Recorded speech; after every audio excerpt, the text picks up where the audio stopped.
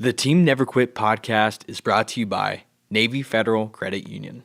When you use the Navy Federal Cash Rewards card, you can earn up to 1.75% cash back on all purchases. Learn more at NavyFederal.org.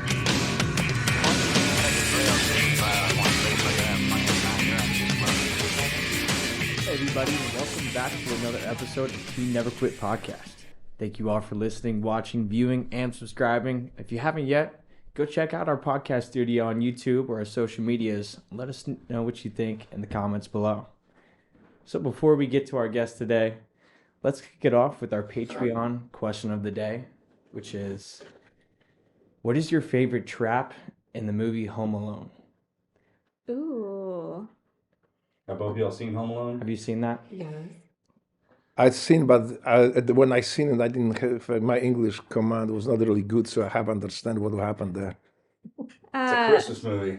So if everyone hadn't seen it, we have a different question. Okay, I think mine is when he's going down the stairs and he gets hit in the head with like a big iron thing and the spider falls on his face.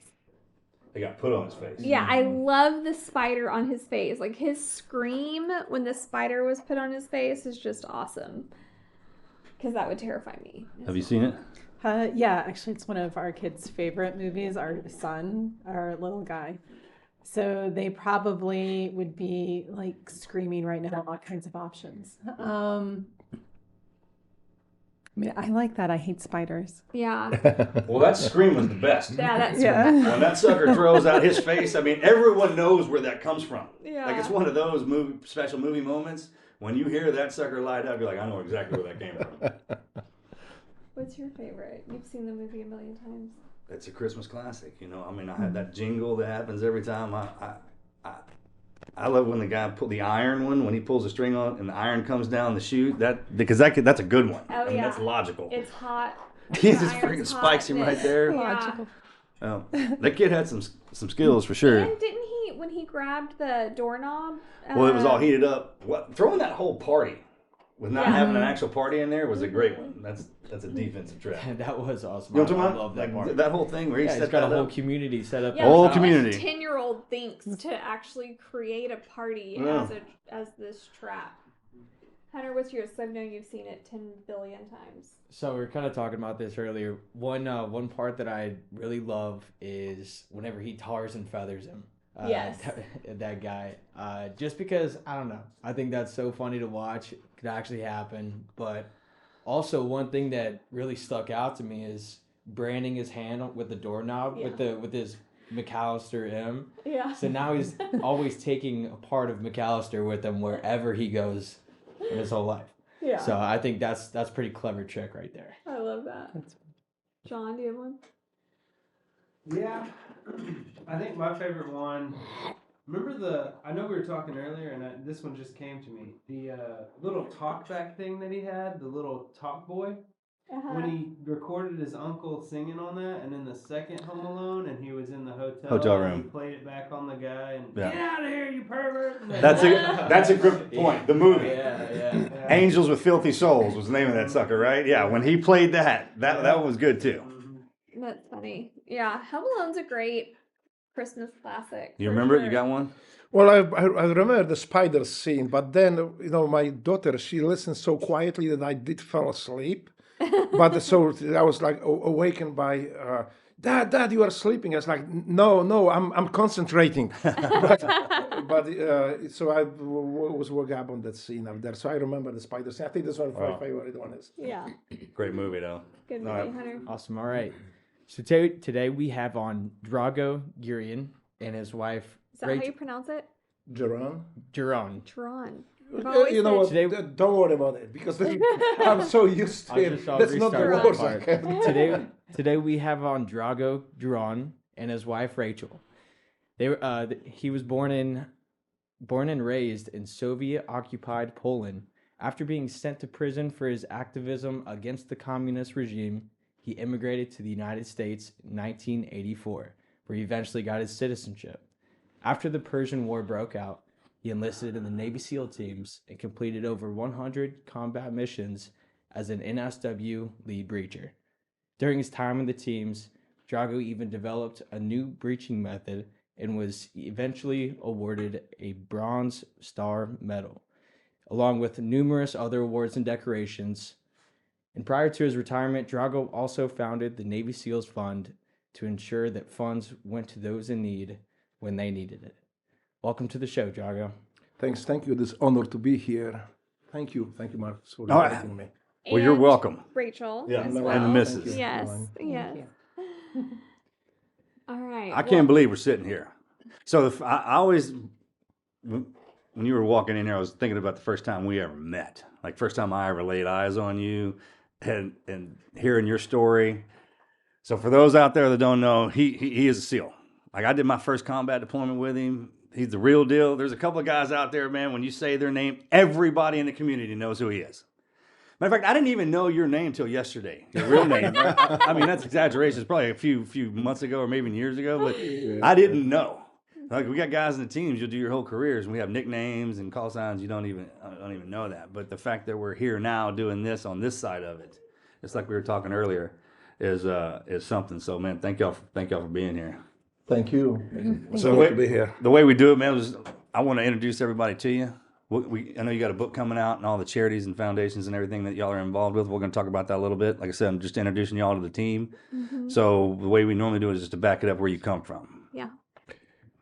Well, I was, as some people know, I was born in communist Poland. Well, communist. This is like people say communist country behind the Iron Curtain, communist.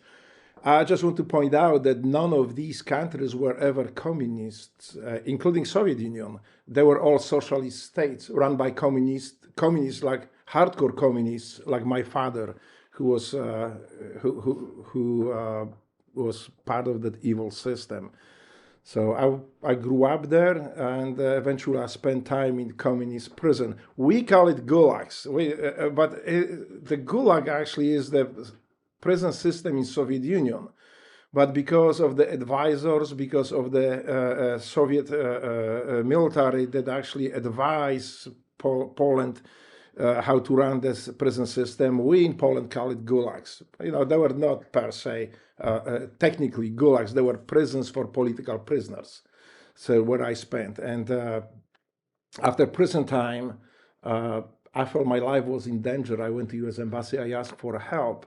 And within a month, I believe, I had a visa to the United States. I came to the United States. 5 years later, I became U.S. citizen. And then when the war broke up, the first Persian Gulf War, I felt this is my moral obligation to support my country the best I can. I am American.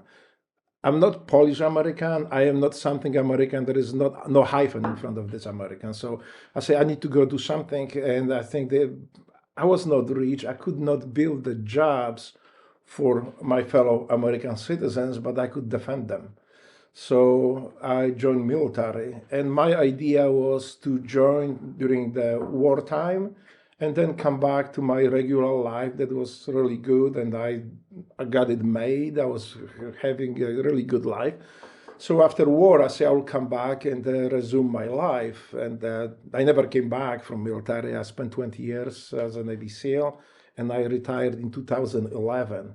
But it happens so much in between these things that there's like I could talk about it for days. So back it up to when talk about being in a communist country, what that's like, and with this or a socialist country with a communist ruler, and then coming over here and immediately trying to become a citizen. That gap in what was that like? Well, and real quick, in Poland, were you in a city? Were you in a major city, or were you in like a suburb type? I was in a major city, although my family, my grandparents were from villages, from two different villages. And so I cycled between the big, kind of little big city that was not that big, but then on the vacation I was going to my grandparents. My father was very, very adamant, though, that if we go, we need to act like communists. We need to act like socialists, and then to be socialist means this, this, and this. What does that mean? Well, for my father, it was first to obey the government, to make sure that we don't say anything wrong about the government. So I was always advised, if you don't know what to say about socialism or communism, don't say anything. And if you do say it, always say it in the positive manner and prize it. If you don't, he said, basically, I could even lose my job. So you are responsible for being good future communists. Were his parents like that? Oh, absolutely not. Actually, that's a funny thing. So whenever we go up there, I think I was around like 3 or 4 years old. So my grandparent, my grandmother, his mother, was always teaching me how to pray. They were Catholics, they were Christians. So we get on our knees in front of our bed, put our hands together, and I couldn't do like this. I would be slapped. I said, you have to handle hands like this. And then she teach me how to pray, what to pray for. And one of them was, God, please help us get all these communists and red evil and devils out of Poland. Please help us put them where they came from. And I pray like this. I didn't know any better. So, but then I said, Grandma, what the communists are? You say evil. Do they have like horns, tail? They breathe fire. She's like, well, worse than that. They don't show it, but they kill people. They imprison people for their beliefs. So Poland, and I didn't understand. I was 3 years old. She said, I still remember her words. Poland is not free. And will not be free, and we will get rid of these people until they go where they came from. My father was one time overheard it. I remember the whole hell broke loose. How dare you teach my son this blasphemy of socialism and communism? They yell at each other, and my grandma cried, said, "Like I'm really ashamed of you. I mean, that's what you became. You sold yourself to devil, to evil. I should know better. I should grow you a better son. But look what became of you." So my father was very adamant. But so we are not allowed then. I was not allowed to pray with my grandmother alone. So from then on we had to pray, like to give health to my family, to everybody, but then quietly. And let's communists go away. So explain when we talk about communists, what does that look like? Is that one man at the top of it, and then a couple buddies underneath him, and then it showers down? It appears like this because the unlimited power they have, actually they grant themselves, and usually it is party. When at some point, then there were multiple parties in Poland, but they were all sidetracked through fraudulent elections, through false. Fake news media in Poland that were mostly consolidated under the Polish Communist Party. There's PZPR, I think they call themselves. In Polish it was Polska Zjednoczona Partia Robotnicza. I don't know how to translate it. No, you said it perfectly. I know. I got all of that actually. So they were ruling the country, and the thing was that what people need to understand that even the one man is fronting it, he's very dependent on its base, and they can remove him anytime, or either by just make him resign, but most likely just make him die, and then the next one step in. And it happened in Poland, in any socialist state, that such crisis was coming every 4 or 5 years. And when the crisis came in, and I can talk about it a bit later, how it came in and what happened, but they usually remove that individual or make him die. And the next crew that came in were always saying, that was so common. Like the first thing they say is, they perverted socialism, but we know how to fix it. So every time someone dies or gets old or retires, y'all have to go through the same cycle over and over again. Well, they die or go through that cycle because people revolt. And now they need to save the face, they need to save the system. So what they do, the first thing that they say is, well, that crew, this prime minister or whatever, the first secretary of the Communist Party made gross errors in implementing socialism. So he's going to be removed, but we know how to fix it. We know how socialism should work. So we will implement the socialism the right way. And that cycle repeats itself every 4 or 6 years whenever the crisis arises. And the crisis arises because people wanted bread. They wanted freedom. They were suppressed. They were beaten up sometimes for disagreeing with the government. And we'll talk a bit more later about the mechanisms, how they terrorize society. But this is when the crisis arises, because people had enough of it. They wanted food. This is when there was a typical socialist trick. You say, well, we're gonna change you now. If you're inconvenient, we can kill you. We will, so you don't cause any problems. But otherwise, we're gonna remove you, and the next crew come in, and we will fix what they messed up. So they were bad. They were good until the revolt started. So they removed them, say they were bad. We're gonna fix it. So people, for the first couple of times, say, okay, maybe let's see what happened. And the cycle repeated itself every 4 or 5 years, where people were finally had enough, being hungry, starving. They raised up, and the next crew come in and say, they were bad. We're going to fix the socialism. We show you how to implement the real socialism. And they basically recycle himself, removing the guys who already were unpopular in Polish society, either by killing them or by quietly removing them in the retirement somewhere. So pre-World War II, was it ever like a free capitalist country? It was a free capitalist country. And Poland was actually, in pre-war Poland had one of the strongest navy on the Baltic Sea. They had 5 submarines. 1 or 2 of them were the newest, one of the best submarines in the world. And the Poles were very adamant about rebuilding Poland, about making it as strong as possible.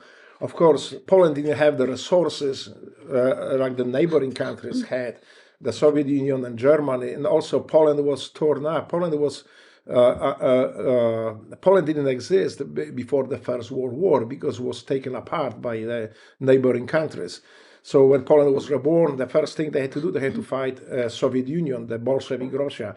The Bolsheviks came almost up to Warsaw when they were repelled. But matter of fact, this is where a few Americans stepped in and actually made that happen. They built the Polish Air Force. People don't know about it. And even today, the signs were by this by some of the Polish one of the Polish squadron has American flag in it. Communists never admitted to it. They never wanted to people to know, and I didn't know it until socialism fell and this truth became available. But American flag was carried in the battle by Poles at the beginning of the Second World War. So there was a squadron, very famous squadron 303, who was the highest scoring squadron in Battle of Britain. Its symbol incorporates American flag, the red stripes and stars, red, blue colors and stars. And you can see it if you look up anything about the Squadron 303, the most effective squadron of Battle of Britain. So that insignia were carried in the battle in 1939. So interesting. How old were you when you came over? I was 24. How'd you get over here? Well, after prison time, Yeah. I didn't have much. I know how tough you are. Did you tunnel all the way to here? I wouldn't put it past your ass, bro. I know. People ask me, people ask me, swam? how'd you get here? I said, well, It swam his whole way. I ain't even kidding. That's easier for me to answer was the ship, because it's the easier way to say it for me, but I didn't say it right. So how did you came to America on the ship? Yeah. Ship. How did you get on the ship? Well, ship on the water. So you rode the ship through the ocean. I said, yes. Well, you're talking ship.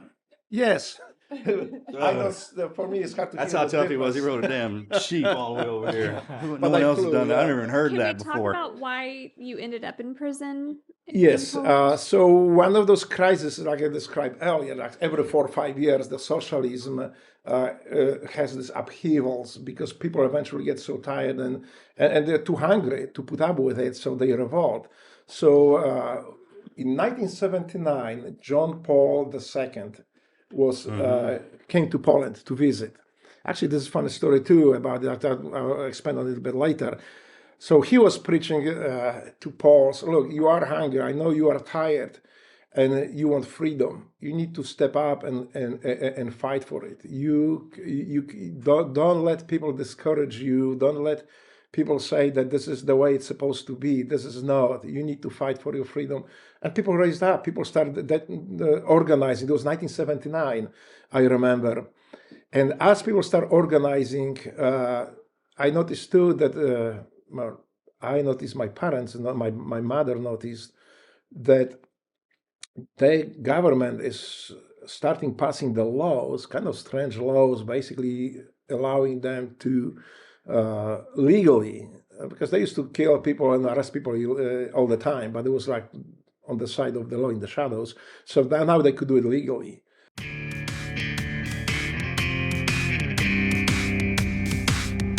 Spring has sprung, and so has allergy season.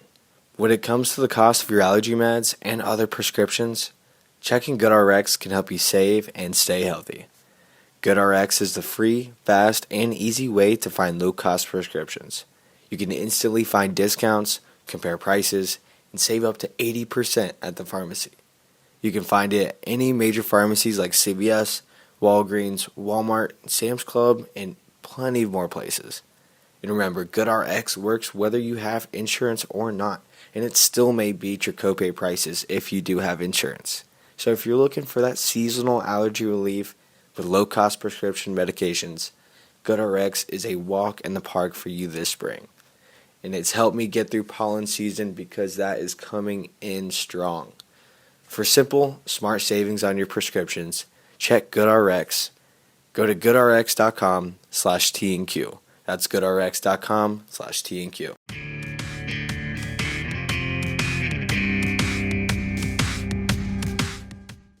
And people were asking, why do you do that? The answer always was, well, it's just in case if there is a foreign power attacking Poland, or if there's something, we need to have some means to defend ourselves. And this is that these things will never be used in Poland.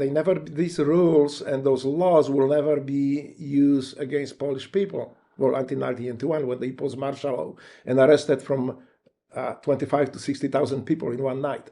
But that's later. So they this is how people start organizing themselves, and eventually created the first independent from Communist Party organization. That was totally independent, normal, not fraudulent, but normal elections. They call it trade unions. This guy who was for organization who was able to oppose the communist and socialist atrocities and slavery. So before they imposed the martial law, people start organizing themselves. They built and they approved the communists. Had no choice. There was 80% people within these organizations wanting that. So they organize this. They call it solidarity, the trade union solidarity. So that was the first independent from Communist Party organization in the entire Warsaw Pact.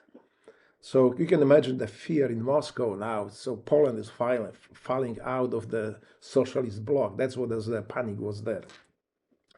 So communists decide eventually in 1991, when they approved that trade union, there was only rules to buy the time. By this time, they were making lists of people to arrest. So there was not like random arrests when it happened on December 13, or they just ran up and just found 25,000 people to put in jails, in prisons. That was very deliberate, that process. While they were approving the trade union, while they were making kind of amicable movements towards the Polish society, they were already planning to overthrow it and destroy it. So in 1981, December 13, at midnight, all communications in Poland ceased. The phone stopped working, TV, radio was shut down. There was no communications. The towns started being circled down by the military, isolated. You couldn't move from town to town. Eventually, up past midnight, the military moved into towns, and with the secret police, they start raiding the homes of people on the list and arresting them. The estimates are different. I mean, nobody knows even today, but they vary from 6,000 people to 60,000 people in one night. I tend to believe it is somewhere between around 40,000 people who were arrested. And then we already had a taste of freedom from solidarity, taste of freedom from socialism. So a lot of people start building organizations, and including myself, me and my friends, people from the trade union who say, right, we need to do something. The only thing we can do right now is printing newspapers with the real facts, what happened, who was arrested, where these people are now, because nobody knew. They would just disappear from the homes, from the families who were trying to find them. They didn't even know where people were. And so this is how it started, and we start building the different organizations. I was in one of them. We're printing newspapers, basically facts about martial law, why it was illegal, who was arrested, where these people could be, what can happen to them. And it didn't take long. I didn't know any better. I was not a conspiracist, or I was just a normal kid at the time, but the freedom spoke to me. I wanted to be free. I didn't want this, and we can talk later about what the communist socialism did to society and how they operated, but I didn't want this anymore. So as we built it, eventually we got arrested. That was not very difficult because we didn't know how to do it. There was not like a very elaborate organization. We just printed out and disseminate to people, so that didn't take long. So this is how I ended up in prison. My sentence was 3 years of prison for distributing for creating, distributing anti-socialist propaganda, calling to and trying to. And I was accused of trying to overthrow socialist government, including it by force. I was arrested and then spent time in prison. Actually, it's funny because that prison time for me was education. There was a huge education about Polish history, because the funny thing is that when they put together the political prisoners in those prisons, they were not just people like me. They were scientists, they were professors, philosophers, physicists, historians. This is where my eyes really opened. This is where I start learning this stuff. I'd never heard about it. I never know that even such monuments exist before they were destroyed by communists, because it was before my time. They were raising everything out that was not aligned with socialist ideology. So I didn't know about it. So when I started learning about it, as a good God, that was so. And I was single at the time. I was just a kid.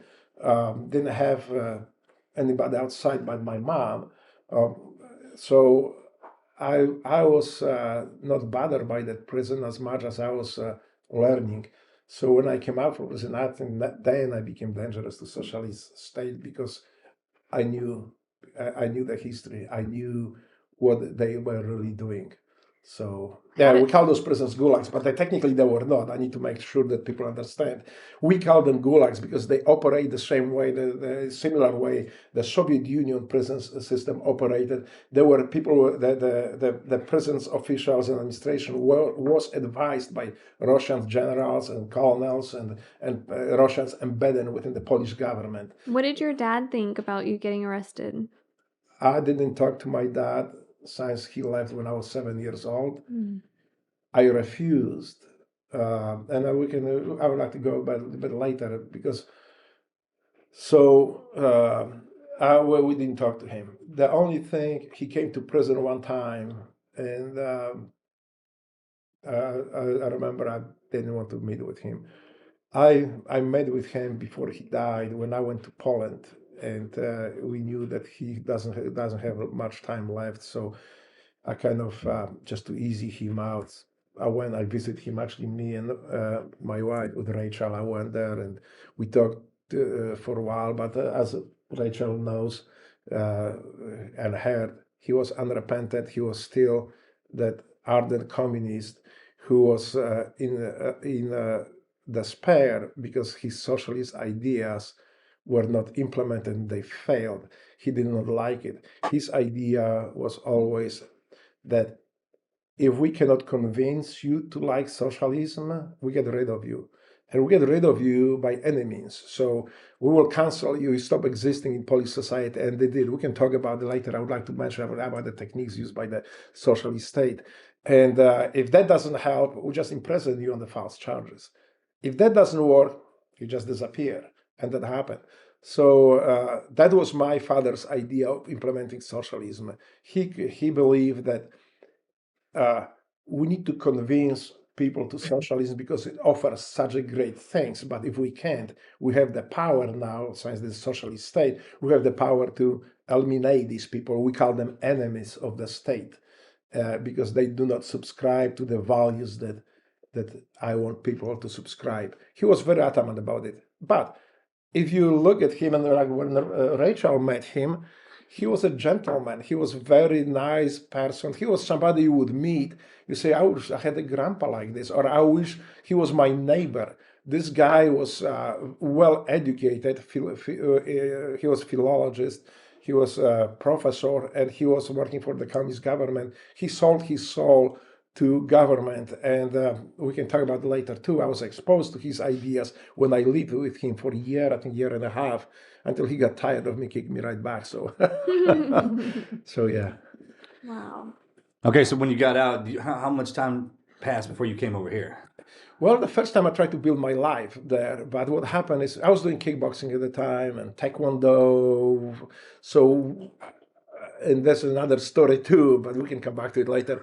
So very often, like we were working out at night, around from 7 to 8 to 10 o'clock for 2-3 hours a day. And there was nothing unusual. I was working with our guys on the street, and there's that 2 cars pulling civilian cars. The guys jump out of it with the badges, say, okay, we're secret police, you go with us. They just handcuff me, throw in the car. Our guys, like, they knew already what happened. I mean, they knew who I was, so they were not surprised by taekwondo, kickboxing buddies. So they drove me around from till 2-3 o'clock in the morning around the town, out of town, in the woods somewhere we drove. It's pretty scary at times. And I started worrying that one of these trips I will not come back. And they were not squeamish about it too, because every time I asked, where are we going? Well, when we get there, it won't matter to you anymore. So it's like, wow. And so usually they throw me up on the outskirts of the town, city, like 2-3 o'clock in the morning. That there was no buses. I didn't have a car anyway, but I always used the buses or trolleys. Nothing was working, and so I had to walk home for a few miles. I got really scared, so that's why I decided it's time to leave. I mean, that's sooner or later it will not end up well. And I went to U.S. Embassy. I asked for help. Is that how it worked?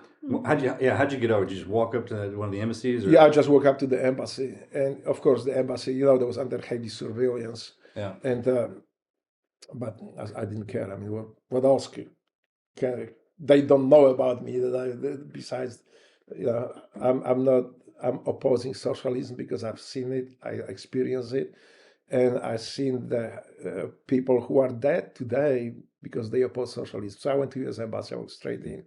I introduced myself. I told them who I am and why I'm here. So, and I was not the only one. At that time, there was a lot of people like me asking for help. So they say, yeah, please bring us these and these documents. We went up there, so I went collect all the documents that I had. My courts, actually, my court proceedings and my whole case is public on the Polish government side right now, since I was fully exonerated after socialism fell by the legitimate Polish government. So they once I collect all the documents, they say, okay, you're gonna have a document as a promise to receive the immigration or visa to the United States. Now you need to go to Polish government and ask for passport, because in Poland you couldn't have a passport. Only people who socialist government trusted could have a passport, and they were also not kept at home. Once you get a passport, use it, you come back, you return it to the government. So you didn't have a passport. So I went with these documents to the Polish office, and I told them what I'm doing, why. So they say, okay, so this is the procedure now. You have to first go to military, say that they are not, and police, that you are not being sought after, that nobody, that you are, they don't need you, they don't want you. You are not a wanted man. Okay, so you need to go. We need to have seen that you are not a wanted man. I remember I went to military, because in Poland military service was compulsory at the time. It was draft, and if you couldn't, Poland was small, and the surveillance of the government was so pervasive that you couldn't hide. You couldn't skip that. You either go to jail or to join military. So I went up there and I told them this was the document that I have. I'm leaving Poland. I need that document from you, from recruiting office, that I am not being wanted man and that I can leave. I still remember this guy, this major or whoever it was. He just sits up there behind the desk, just looks at me. You can tell he disgust on his face. Then he looks at the eagle, the Polish symbol at the time, and say, people like you, young people, should serve until this Polish eagle up there, not seeking outside escape Poland.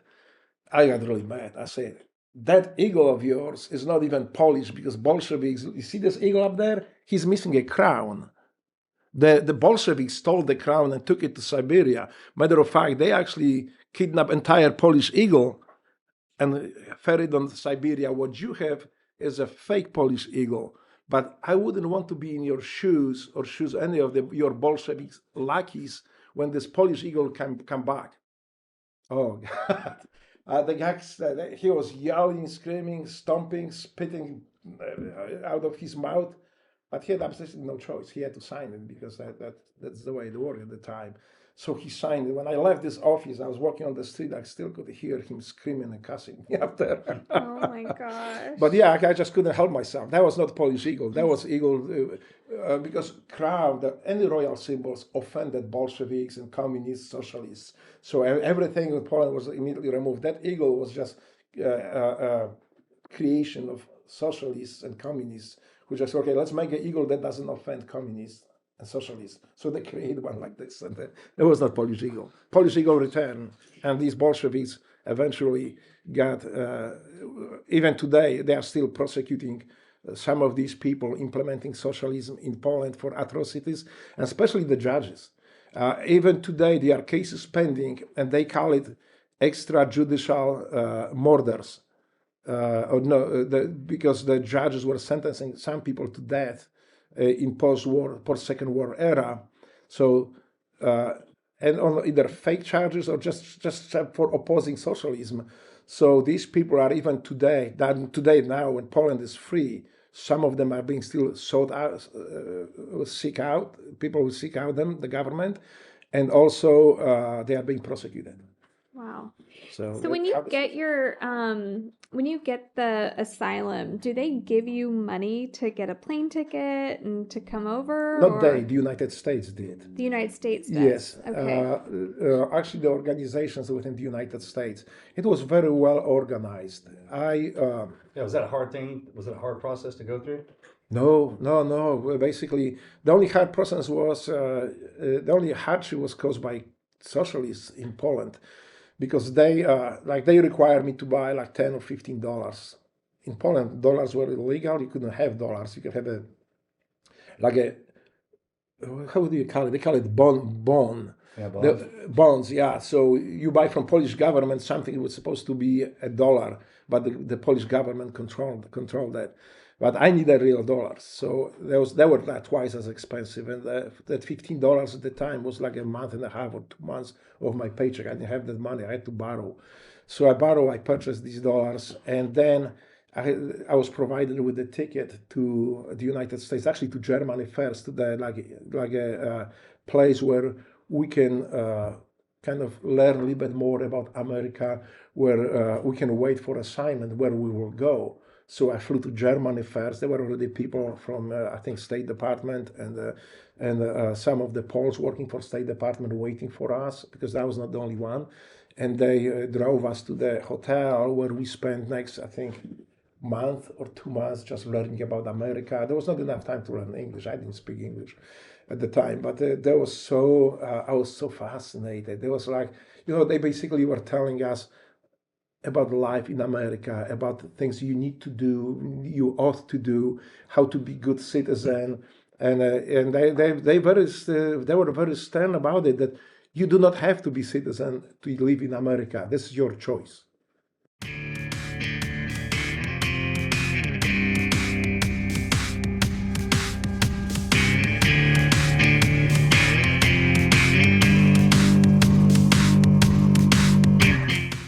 Are you looking for high quality, grass-fed beef, pasture-raised chicken, or heritage-bred pork? You've got to try ButcherBox. Everyone deserves to have access to high-quality meats that are free from antibiotics and hormones. That's why they work directly with trusted farmers to bring you the best meat at an affordable price.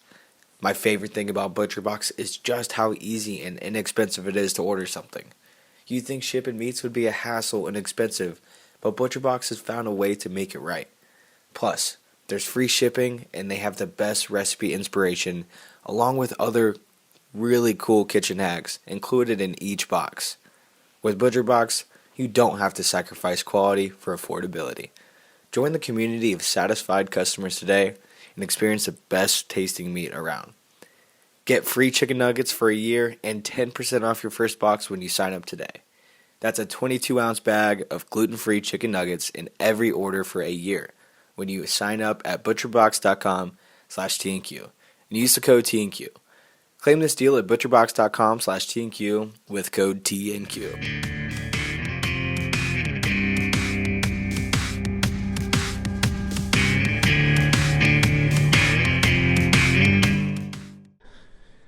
Yeah, so then it was so unreal, you know. They didn't ask us for anything. They just come and live, be free, live as a free man. And yeah, that's what I told myself. Yes, I will become U.S. citizen. I'll be the best U.S. citizen America can have. So that was my promise. So where'd you come in at? I came on the on the airplane. So I came on the airplane and we landed through New York. I came to Memphis. You came in through New York? Yeah. Statue of Liberty, the way you're supposed to, right? The cool way. Yeah.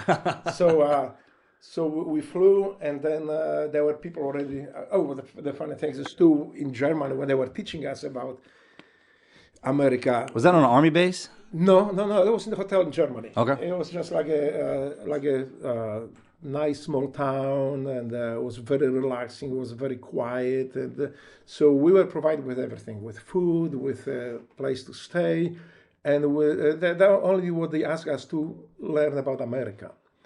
So we did, and that was where.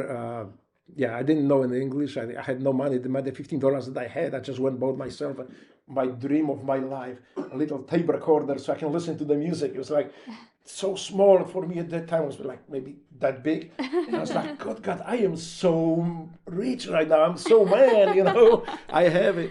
And so they ask us too, like, where would you prefer? Do you have any preferences as coming to the United States? Where would you like to settle down? I was always cold in Poland because we didn't have good clothes. We couldn't afford good clothes. So I only asked, like, if possible, if I can go to a place where it's always hot, I just don't want to be cold anymore. We got places like that here. Yes. So they wrote it down, and they say, what do you think about, like, later on, like before my departure, maybe like 2 weeks, say, what do you think about Memphis, Tennessee? I say, I don't know where the Memphis is. I don't know what Memphis is, but I know that Elvis Presley is from Tennessee. The king lives there. Yeah, but is it hot up there? I say, yes, it's very hot. I say, right on, sign me up. And this is how I ended up in Memphis, Tennessee. So yeah, I came in with a bag of clothes. By the time I spent this $15, so I had only 10 pfennigs, German pfennigs. This is like less than 10 cents. That's all I had in my pocket. So when you wound up, what was the first thing you did? You go get a job, find a place to live? No, first what I did was, because there were people from the church already waiting for me. Sure. They took me out. That's what got you first, was the church? Yes. Yeah. They helped me find an apartment, but in the meantime, they put me with like an elderly couple from the church. So you just wait here, we kind of like relax and we find apartment and some job for you or help you find it. So I stayed there for a few days, and I remember in Poland, this was so unreal. So these older couples say, okay, well, we are retired here, but I'm still working, helping here, I'm busy here. So in the daytime, you will be by yourself. So this is the fridge, you can get yourself food and stuff. In Poland, it was like, you don't go to somebody's fridge and pull things out. So I was like, they left. So what do? I'm starving, I'm hungry, but I just cannot go to this fridge. I would have to ask. But so I kind of first 2 days I didn't eat until they come back, but they noticed that. So didn't you eat anything? I was like, the two Polish people, other They Polish spoke your language then, right? No. I had a translator at the time. Okay, check. So the other Polish people, they came and say, no, you need to go start eating. This is different in America. If you are invited and they tell you that food is there and please help yourself, you just do that. I just couldn't bring myself. It was, I don't want to be impolite and just go and raid their fridge. But this is how I thought about it. So I started eating. But they had the time in the morning. So they lived on the outskirts of Memphis. So they told me like, well, if you feel like walking around the neighborhood to see how people live in America, you are welcome. So first thing I did is like, well, neighborhood is nice, but it's the same. So, but I want to see those stores. I want to see these tape recorders, the cameras, the toys, all that cool stuff in America. So it has got to be in downtown. In Poland, you go to downtown to see all this. You walk on the sidewalk, and all these sides and these buildings are those nice stores. So I say, I'm going to go to downtown. I didn't know how far it was. I just see the far away the buildings. So I put my flip-flops on, and I'm just walking like, where is the sidewalk? No sidewalk. So I'm just skirting, dodging the cars, trying to get to this. It was like maybe 4 or 5 miles in flip-flops. I made to the downtown, and I looked like big, powerful buildings, but there was no stores. There was nothing, no those windows to look at anything. There was a bunch of restaurants, which I didn't have the money to buy anything. So I kind of disappointed and say, well, how are people buying this cool stuff? There's nothing here, where they find it. I didn't know anything about malls. Yeah. So then I'm flopping back, flip-flop. It's so unusual in America to see people on the street, and people are so attentive to it. This is what I'm saying. America is built on goodness. That's what was to the point, like when you do something good for other people, you don't dwell on it. It's just like, well, that's the right thing to do. And just like do it and help. But this is not normal anywhere around the world. Mm-hmm. This is only in America that is so ingrained in America life that people don't pay attention. They just do it and don't dwell on it. That's so transparent. Well, why do you want? I do it because it's the right thing to do. Mm-hmm. And that's why. So when I was flip-flopping back up there on these flip-flops, people were stopping. You need some help. What happened? Do you need a ride? I was like, no, I don't know who you are. I'm just like, no, thank you. I'll walk. So I was walking through interstates a little bit here. I was crossing the interstate because I didn't know any better in Poland. Everywhere you walk, people don't have a car. Most of the people didn't have cars at the time. So I just keep walking, crossing interstate. There was no sidewalk. Just walk on the street or walk whatever I could to make my way back. But then when I told, it's like, don't ever do it. It's okay, we'll take you for a ride. So this is how it was my first days in Memphis, Tennessee. And also, they took me for a ride, but the same before they bought me a little dictionary. I still have this dictionary to this day. So they drove me around, said, okay, this is the residential area, this is the business area, this is the mall that will take you so you can see, you can walk. All I see was like a huge building. So I say, good God, who lives in that? And that's a big apartment. That was a mall, that was not an apartment. So as we drove, I just... Somebody's closet. Somebody's closet. So as we drove around, the dictionary that they gave me, I'm looking and try to impress them too. I want to learn English. So like, this is tree. Yeah, this is tree. So we're going, then this is woman. Yeah, you get good. So we're going through my name, and I see the black guy walking on the street. So I'm looking very quick and say, this is the ugly word. I have it till this day in dictionary. They almost wrecked the car. I was like, God. And they started. I didn't understand what they were saying, but she was like, I know she was very upset. They both were very upset. So they and I showed I don't know what it is, but mm-hmm. The dictionary you gave me, sugar this. Oh my! Give me a pen. So she scratched this thing and say black man, and say repeat black man. Say black man. So this is black man. Yeah, this is good. Oh my But you know, this is gosh. the pitfalls that people get into that I got a lot with English as I was learning it. I'm still learning, but I'm still learning. But at that time was very difficult for me. So yeah, after that incident, I usually like before I even say something, I was like, okay, they're like, yeah, okay. So I used that word. How long did it take you before you started picking it up pretty good? I think maybe a month or two when I start finally understanding cartoons.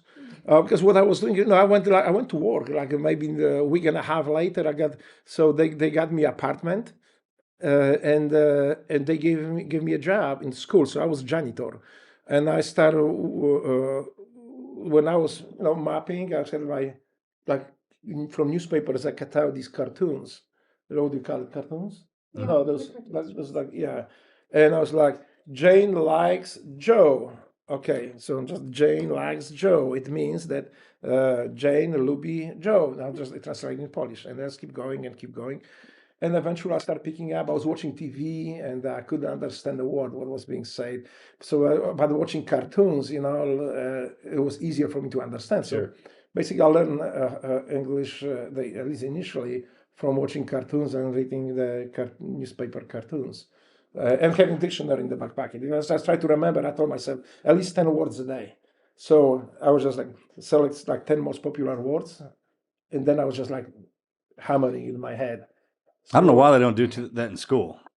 Like when they try to teach you a foreign language in school, just sit us down like we teach every other kid. Look at some cartoons and it helps. With us, the first day you're in there learning how to conjugate a verb in a sentence. Like, man, you don't even know how to do that regularly till you're 10 or 11. What are you even talking about? So that's why no one ever picks the language up in school. I think I had more formal education before. I just couldn't afford it, and I was busy trying to make my living. I didn't really care much about the grammar at the time, so they will come.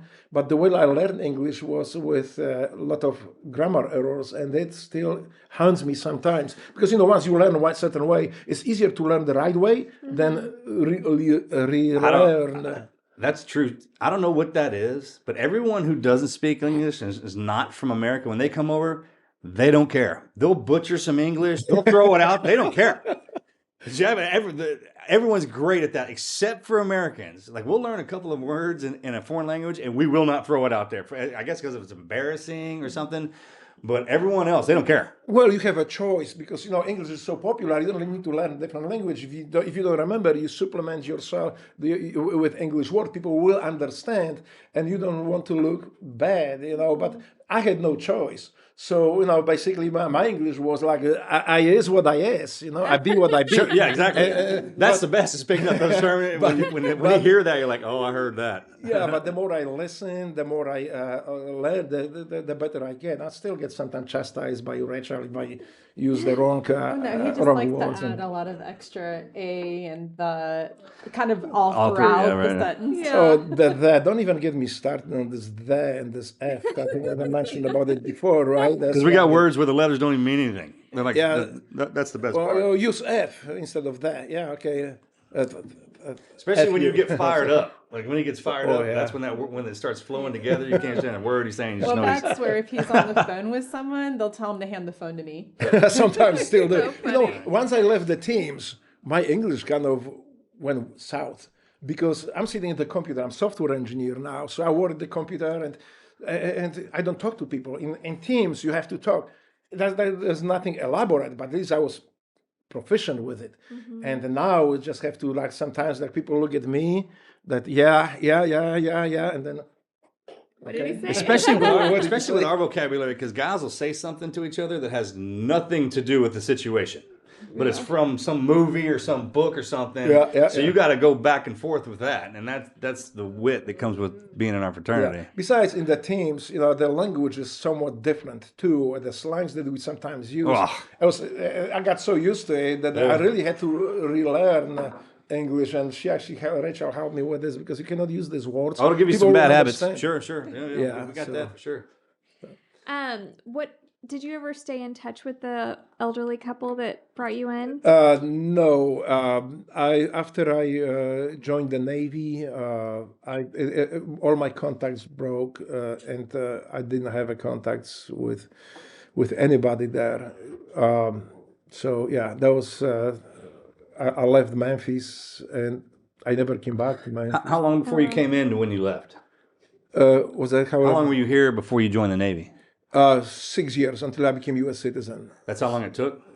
Well, it was, you see, that was not that easy at the time. At that time, you had to pass the test. You had to learn about United States history. You have to wait 5 years first. That's right. Then you have to get all these materials. You can prepare yourself. Again, you don't have to do it. You can live in the United States without being a citizen, but I wanted to be American. So I did that. It took me a while because I wanted to be good American. I wanted to know about America. So this is something that I had to study at the time, prepare myself, I polish my English too, so the examining officer will understand me. And actually, I think I impressed him, And actually, there is a video of me. This is funny because I have that video from TV channel. Because when we went to the ceremony of becoming Americans, the TV was there and they videoed it. So they interview what I feel about it, how do I feel now. So I was so excited. I was talking. And the comments, well, some people, and the comment on the TV is like, well, some people, my English may not be that great and understandable, but they have so much enthusiasm and so much, they are so in love. And I have that video. It's actually, that comment is so funny. Now we are laughing at it. I got the tape from them. At the time. We actually were driving back from somewhere with a family and drove by the first apartments he lived in Memphis. Oh, wow. It was... Well, there was a project. I didn't know anything project. That thing looked better than my neighborhoods, in Poland. And I'll show you some of the pictures from Poland, from the Polish. Actually, in my book, there are some from the neighborhoods. So I didn't know much what the project is. For me, there was just the housing with a lot of people milling around. The place they placed me was a lot of actually immigrants. There was like a two-story building with the balcony going all the way around, and each apartment was like the doors to apartment, more like a hotel today. You would say some of those less expensive hotels. So, but I was living with a bunch of Cambodians, Vietnamese, which I have so much respect for these people, how hard they work, Vietnamese. And at that time it was bustling with life, but I didn't know that life was just the prostitution and drugs at the time. But for me, it was just people walking around, so when we went up there, everything is boarded now. There's grounds all over. There's just condemned. Condemned one building. There's still police pretty active. Yeah, police pretty active because it's still that part of town, but. This is how I started. I was so proud of it. When I got this apartment, I couldn't contain myself with these people who brought me there to live. So I can call my mom and say, Mom, I have an apartment. In Poland, apartment has a little bit different meaning. It's more like an apartment at the time was to have something great, like great place to live that very few Poles ever experienced. So I say, but there was Americans in the making. So I say, Mom, I have an apartment, that must be expensive. She says, not only that, I have a fridge, refrigerator. So, oh my God. And I have a climatizations. She say, oh, how much do you pay for this? You really can afford this? Can you have it? I say, yes, I can pay myself for it. And check this out. You remember these boxes in the windows we thought people keep food in it? Huh. They are not boxes for food. This is machine that makes your house cool. Because, when I was growing up, I was watching movies, American movies. I see these boxes in the windows. My mom always kept the milk and other stuff on the ledge outside the window because in Poland it's cold. So it was like a natural fridge for us. But sometimes things fell off the fridge, especially in the strong wind. So I say, I always think Americans are so smart. Why in Poland can't just make simple box put outside the window? We can keep their food up there and everything without risking killing somebody. So then when I came to America, of course, I realized this is not, they're not food boxes, they are air conditioning. So, oh my gosh. That's my first impression. That's so funny. Yeah. So when you did join the Navy, did you know what the SEAL teams were? At that time, not really. The way I joined military was, when the war broke up, I said, okay, that's what I'm going to do. Like I said earlier, I was not rich to build jobs. And my goal was always to be good American, be good citizen. What can I do to make our country better. But being poor guy, I was not really that poor at that time, but I didn't have a means or know-how how to build jobs for fellow Americans, how to be helpful. But I think I can fight for them. So I say, I'm going to go. The war broke out. That's my moral obligation to join the effort. I go sign up. I know how to go about it. So I've seen on the post office those cards, selective, what do you call Services.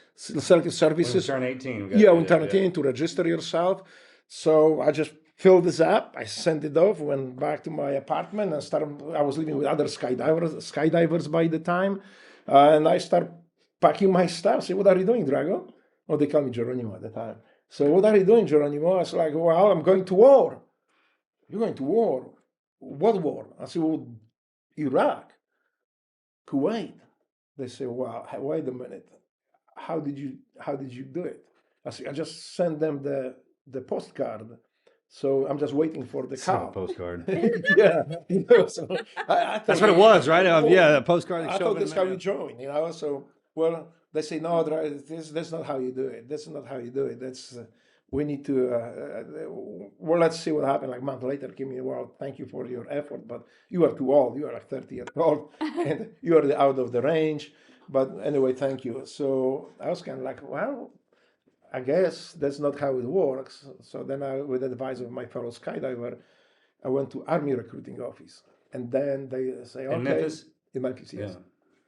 So they say, okay, what do you want to do? I say, I want to go to war. Okay, is there any place you want to serve or like any unit? Do you have any preferences? I said, I don't know. I just want to go. Send me wherever America needs me. Say, okay. So we started filling paperwork. It took, I think, a few months before we complete most of it. And then the leapfrogs showed up in Memphis. So they went to our drops and we skydived together, the SEALs. And I thought, those are cool guys and they are so good in the air, they are really good.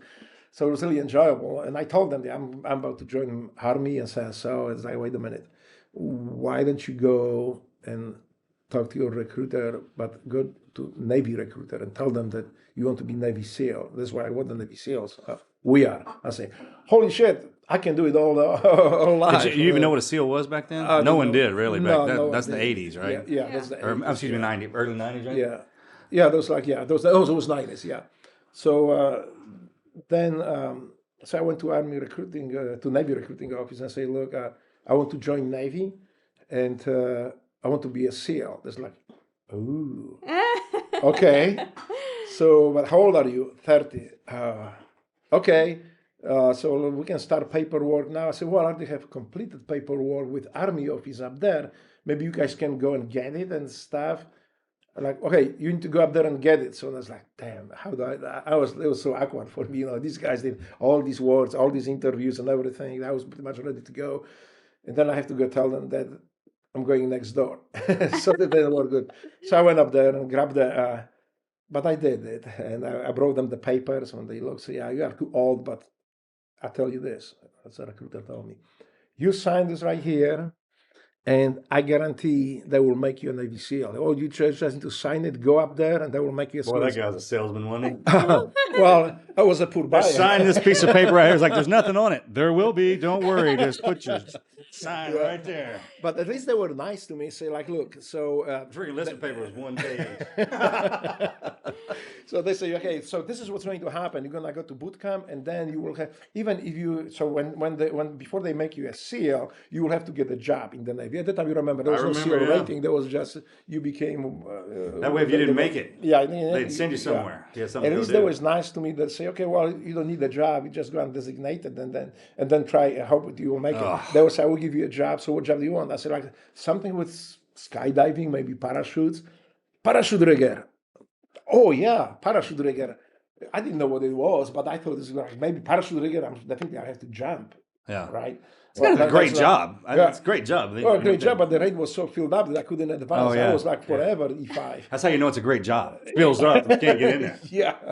So then I started learning to boot camp. When I went, they had this funny thing because when they got the paperwork and when we selected the parachute rigging school, he looked in his manual and say, well, it's kind of like a little bit with concern, say, but like if you want to go to the school, we need to time your boot camp. So after boot camp, you go to school.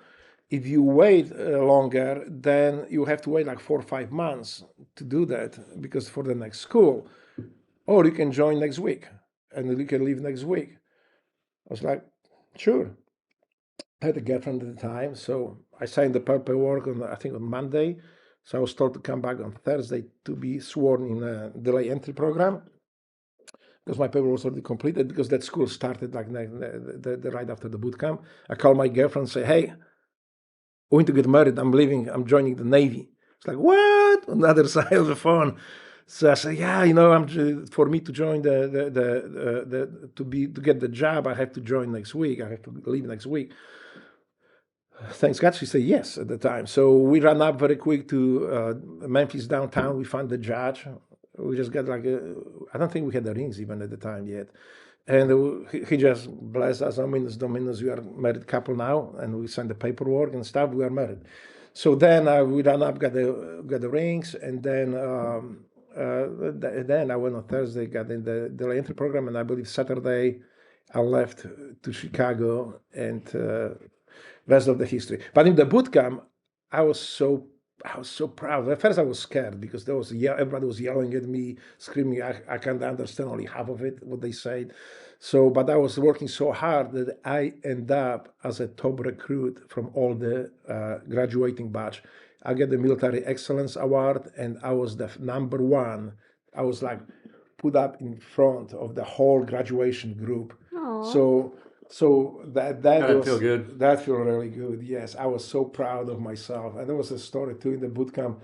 I got the kidney stone at the time too. So I need to come back to this for in a second. So I was laying in the bed like at night. I was in the bunk upstairs, and then just something like somebody punched me in the back, almost like the cops, the police, not police, but the prison guards when they beat me up in prison with the kidneys. So I thought maybe they did some damage to it because just my kidney just went out. I fell off the bed, and I was on my fourth, and like within 5 minutes, there's like a big puddle of sweat on it because it was so painful. I had no idea what it was. The class, from my company, they called the corpsman. They came in. Are you okay? Are you okay? I said, do I look okay to you? I mean, I was like only pain. Say, no, you don't. Okay. So I had the kidney stones. They put in the documents. So I graduate from the boot camp as number one, went to A school. I graduate from A school as one of the top students from PR school. And this is when the problem started too, because like once I didn't know how to swim very well. I did practice a little bit, and we started there's another friend of mine who went with me, Jason. Jason, you know who you are, and so we tried to practice it, but I could swim only without mask and on one side. We didn't know very well how to do the side stroke, neither Jason or I. So we just practiced the best we could. So, but anyway, I made through the test, and so they when they look it up. Oh, before I went to A school, the final once initially I passed the test for Navy SEALs, my ASVAB was high enough, so we went to medical check, and medical check, the doctor looks at it and say, well, you just had a kidney stone. You have to wait, I think, 2 years. So I'm going to decline. You cannot go into training after 2 years. So no worry. You just go and you go to your profession, your job, and then you will apply again. For me at the time, that to be a SEAL was not the most important thing. I just wanted to serve. So for me, I was like, oh, sure, okay. I mean, I understand, and that's fine. I'm still going to war, right? Say, I will still go to war. Okay, perfect. So in the A school, finally, I'm just thinking like, well, why just try it again? I just went to Petty Officer Les Barrios. He was a SEAL motivator on base. Rest in peace, brother, because I would never be SEAL if not you.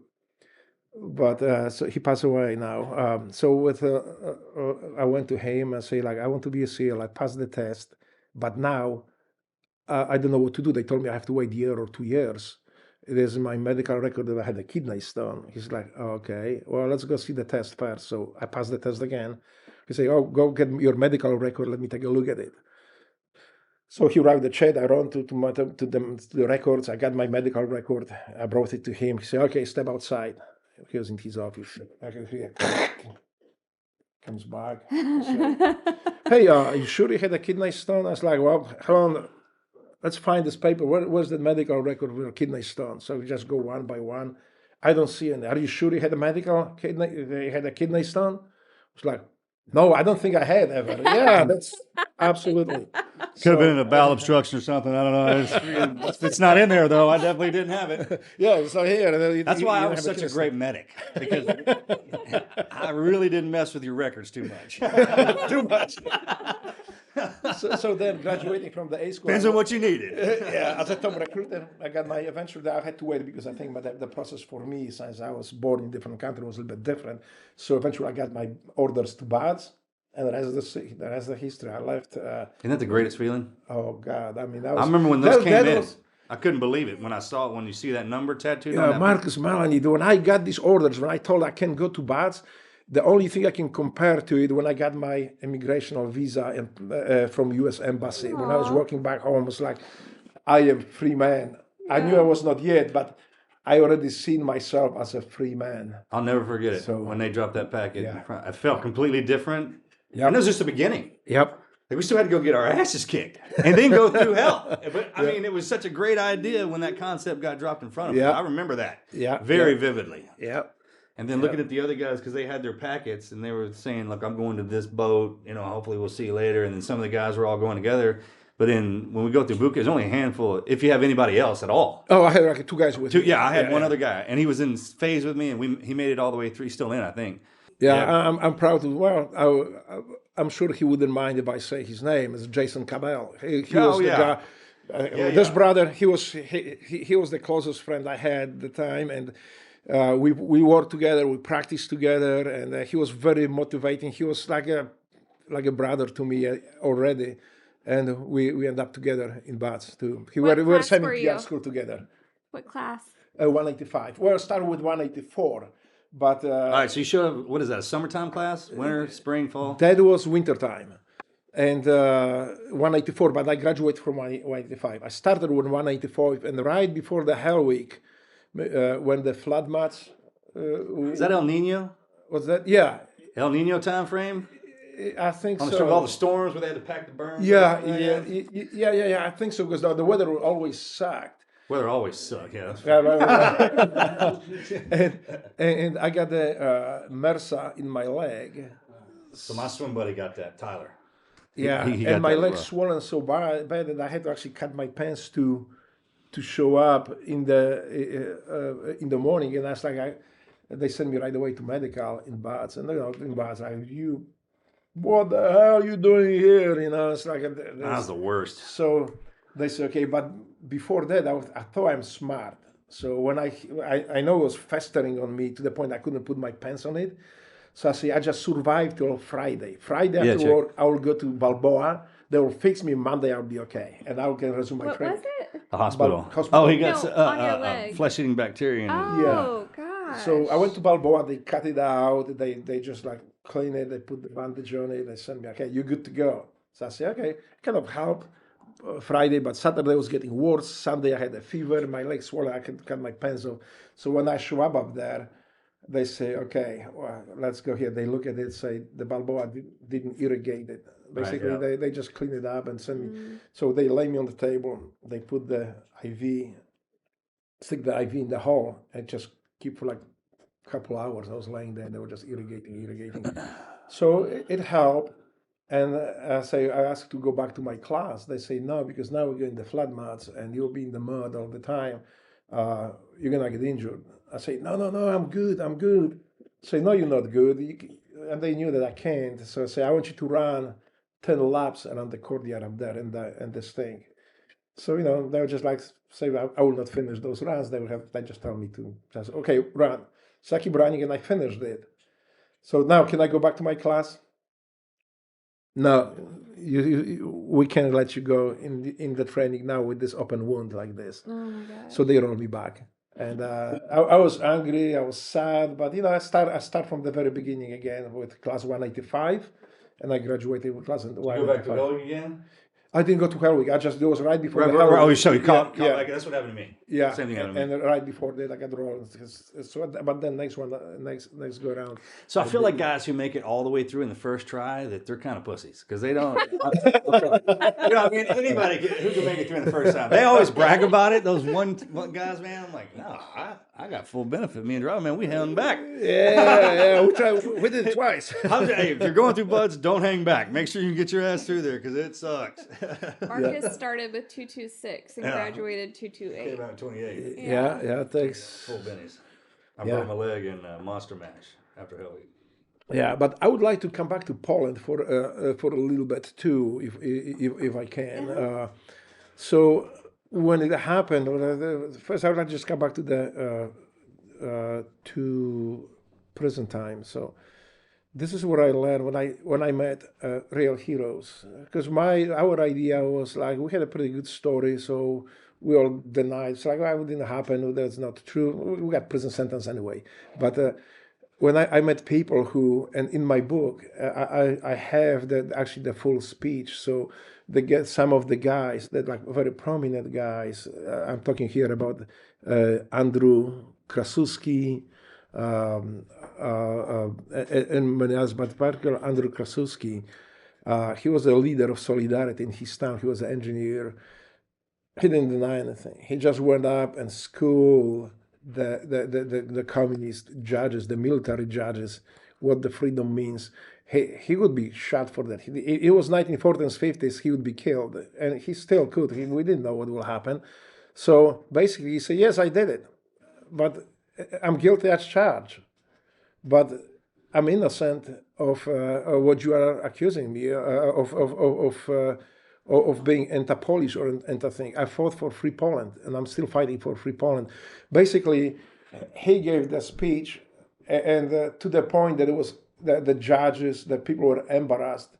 The people who were allowed to listen to it were laughing because he made the whole communist system look so absurd. And eventually came to the point even they just didn't have anything on him. That speech, his speech is in my book. I think everybody ought to read it. That's courage. Mm-hmm. That's courage. And so the judge said, "Yeah, but you were attacking party officials, making mockery of them, and making people laugh at them." He said, "Well, he basically said that humor is nothing wrong with humor, and if we can't laugh, I mean, the oppressive state become even more oppressive. What you created." So they said, "Let me read to people here and let them judge if this is humor or if this is just malicious attacking of party officials." And he read. It was so comical, and I think I have a quote from him, what the poem was. People were laughing. They were scribbling everything on that poem. On the piece of papers. Later it was spread like a wildfire around Poland because it was so funny. You know, they was making fun from the party officials. So the judge like, well, I guess my tactics didn't work. so instead of making Andrew look more repulsive, he make him look like a hero more. And I'd never heard it put like that. But if you start making things that are supposed to be funny and comical and turn those bad, is when we have a problem. Well, that's what... Right? When you switch humor into something dark and negative, and it's like, man, people don't know how to react. Right. You know, if you can't laugh, then we're in trouble. Right. But he laid it to them, just basically how oppressive police state is, how illegal the martial law is, and everything that people were afraid to say, or they were whispering around. So, which is the worst, when they shut down and they start doing that. Yeah. But so he just laid up in open, and he was in a communist hands. So they could do with him whatever they wanted to do, and he was risking basically his life. And there's another thing I would like to say about these people that, I was single. I was a young guy, and I had no other families but my mom and my siblings. But there were people in prison who were fathers, married people, have families, and they stood up. They did not cave in. they didn't see any other way but to resist and fight the socialism and communist oppression. So I admire them because there's real courage, because you are facing death, basically, being outspoken. You didn't know how they will turn out. If the Russian invasion will happen, or if they would be dead. They would be most likely sent to Siberia, or back in the Soviet Union, or they would be just executed. And that's a common knowledge fear throughout the land. Like, if you screw up that bad, they're going to send you up to Yes. Siberia, man. And that's, very rare you come back from that. Yes. So are the Polish afraid of all the Russians? They were not afraid of Russians. They hated them. But you know what? Let me say this: not the Russians. I found Russians very warm and honest people. What we need to remember is that the Russians are who suffer the most under communism. There's around about 60 million victims of the Soviet Union, mostly Russians. So when Russians free themselves, Russians is not communist anymore. It's not a socialist state anymore. It's not. People still think it, but it is not. Russians don't like communism and socialism. There are some groups, just like we have a socialist and communist socialist sympathizers in our country. Russians have to. They're everywhere. But Russians, I find that, I don't know if you ever listen to their music, if you ever talk to these people. They are very warm, welcoming people. Those are not the Russians that very often are painted here. The Russian government by Russians is evil. The socialist system is evil. But most Russians are not socialists, not communists. Most Poles are not socialists, not communists. Most Americans are not socialists, not communists. Russians hate that socialism as much as and communism as anybody else on earth, because they suffer the most. Please remember also about it that whether it was Poland, Hungary, or Czechoslovakia, East Germany, there was not East Germany, there was not Russians murdering people there. In Poland, there were Polish socialists and communists murdering people and enslaving people.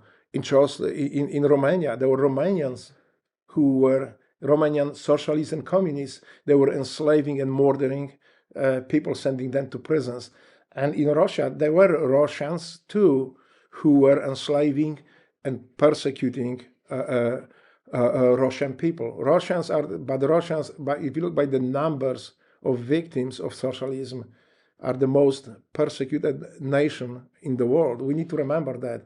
Let's don't throw all the Russians in the one basket.